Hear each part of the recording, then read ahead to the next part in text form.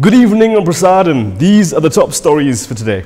There were several familiar faces at the Kuala Lumpur court complex today. We had BN Kinabatangan MP Bung Moktar Radin, former Deputy Prime Minister Ahmad Zahid Hamidi, and even former Prime Minister Najib Abdul Razak made an appearance with Rahman Dahlan. So let me break it down to you why these people were there. Let's start with our gentleman from Kinabatangan, shall we?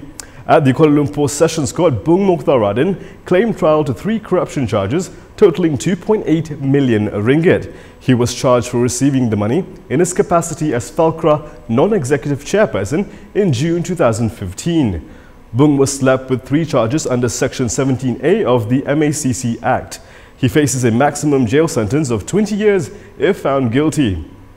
He was charged with receiving 2.2 million ringgit in cash from Najib Abdul Hamid, an investment agent of Public Mutual Berhad, as payment to obtain the approval from the then second finance minister for Falkra to invest 150 million ringgit in the mutual fund. The offence was allegedly committed on June 12, 2015. In his second charge, he was accused of receiving graft totaling 262,000 via a fund account registered under his wife Zizi A. Samad from the same agent, in order to secure approval from the then second finance minister for Falkra to invest 150 million ringgit in the mutual fund, which is the country's largest private unit trust company.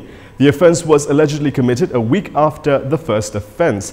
In the third charge sheet, he was accused of receiving graft totaling 337,000 ringgit on June 15, 2015 via a fund account registered under his wife from Nurhaili Ahmad Moktar, an investment agent of Public Mutual Berhad. Sessions Court Judge Rosina Ayub set bail at 100,000 ringgit and 1 surety. Bung had to surrender his passport to the court. Now let's move on to Zahid Hamidi. The former Deputy Prime Minister was trying to secure the return of his passport to perform umrah, but it didn't go according to plan because his bid was rejected. This followed a ruling by the Kuala Lumpur High Court today, which found that umrah, a minor pilgrimage, is not compulsory for Muslims. High Court Judge Justice Colin Lawrence Sequeira decided to reject Zahid's application to retrieve his passport due to the seriousness of the multiple charges he is facing. The former Home Minister had previously applied for the return of his passport to perform umrah in January, but later withdrew the application. He is facing a total of 47 charges of criminal breach of trust, money laundering and corruption. And now, what about Najib? Why was he there? Actually, he didn't have any hearing involving him today, but he was there just to provide Bung Moktar with some moral support. Tomorrow, the people from Gerakan Pembela Ummah will be organizing a rally to defend Islam, and Home Minister Muhyiddin Yassin has a message for those attempting to disrupt the peace. Sebagai Menteri Dalam Negeri, seperti mana yang telah pun saya sebutkan tadi, KDN menerusi PDRM tidak akan teragak-agak untuk mengambil tindakan tegas menurut peruntukan undang-undang terhadap mana-mana pihak yang menghina mana-mana agama. Tindakan tegas yang diambil oleh pihak polis telah pun berjaya mengekang perbuatan menghina agama daripada menular dalam masyarakat kita.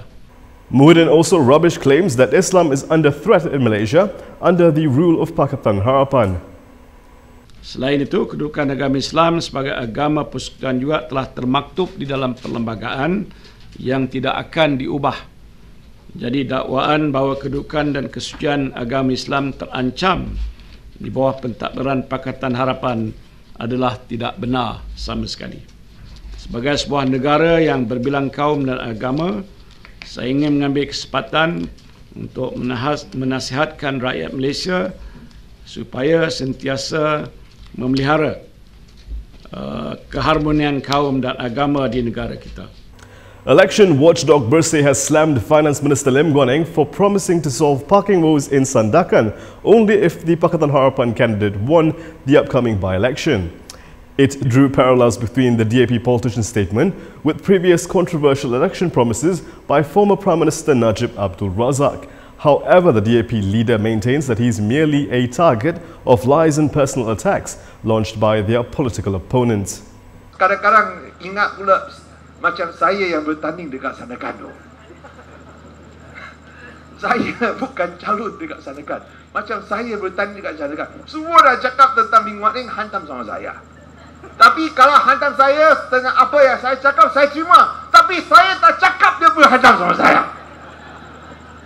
Itulah parti yang hilang politik. Mengapa kita kena tolak sama parti lawan? Kita kena ingat, parti lawan adalah saki baki kerajaan lama. Mereka gagal. Gagal apa?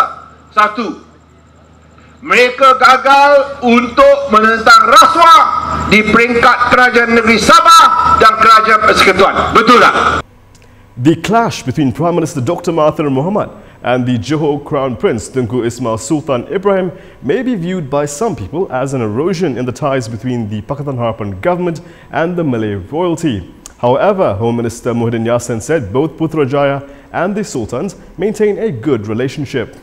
Saya tak fikir hubungan tu tidak baik, senantiasa baik, masih berjalan lagi, dan saya tidak melihat hanya dengan sebab satu dua peristiwa maka itu menggambarkan bahawa kita tidak ada punya hubungan yang baik dengan pihak raja-raja. Pasal kita mengiktiraf tentang kedudukan raja berperlembagaan, kita mengiktiraf tentang peranan mereka dalam masyarakat, kita memahami tentang penghormatan rakyat pada institusi raja.